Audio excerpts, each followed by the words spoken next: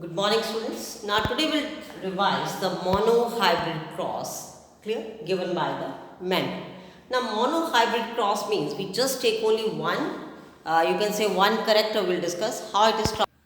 In monohybrid cross, what Mendel has done, he has taken the two plants with true breeding features. One plant is true tall, other is truly dwarf, means they are having the pure genes, right? Now, these two plants then forms the gametes. So, we call it parental plants. Okay? These are the parents.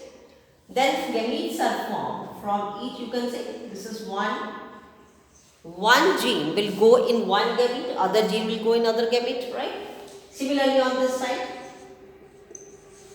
So, in this side also, small t and small t, they will go in the gametes. Now, these gametes formed now crossed in the sexual reproduction, the crossing over.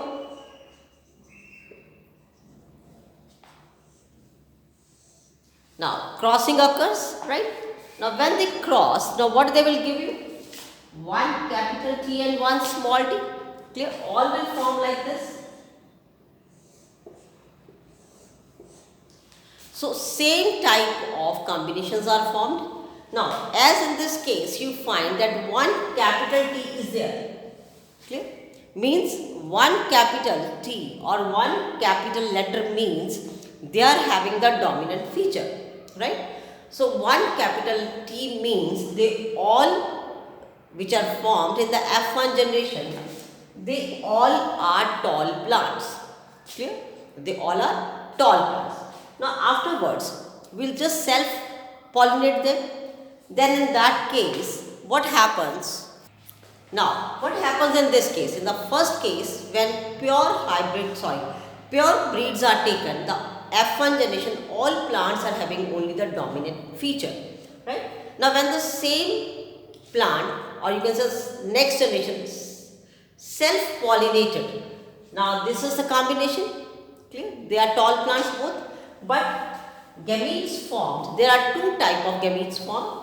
Half, 50% are having capital T, 50% gametes are having small t. Clear? Similarly on this side. Clear? So these are the gametes formed. Now when we cross it, then different possibilities are there. Like for example, if this capital T will cross with this T, then you will have this combination. If this will cross with this, then we will have this combination. If these two are crossed, then this and this. And if they will cross, this and this. So this is the new combinations formed, or you can say found when F2 generation comes. This is F2 generation. Clear? In the F2 generation, we are having different. Now, if you see from externally, phenotypically, then this is also tall. Tall plant, tall, tall. These three plants found are tall, and this one is dwarf. Because both recessive genes are there, right? Now, if we see their ratio, clear? So, its ratio is 3 are tall, ratio is 3 is to 1, right? What ratio comes? 3 is to 1. 3 are tall, 1 is dwarf, means 3 dominant feature, 1 with recessive feature. They will come in the F2 generation. Clear? Now, not only the height we can take the shape of seed, color of seed, any character we can take, but this ratio will remain same, right? So, this is the ratio when you can just consider one character and study them, clear? And we call it monohybrid cross. This question comes in the paper. What is a monohybrid ratio? 3 is to 1. Now, this ratio is the phenotypic ratio. Phenotypic means how the plants look from outside. Now, but if you will see their genes, if you see this clearly, if you will see the genes, this plant is having pure genes. Both are capital T.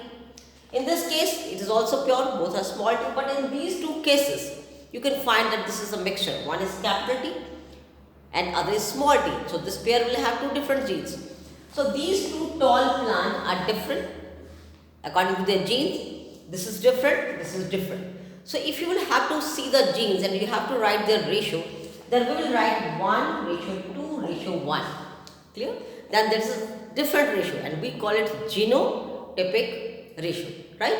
I think it's clear to you. Okay, thanks and have a nice day.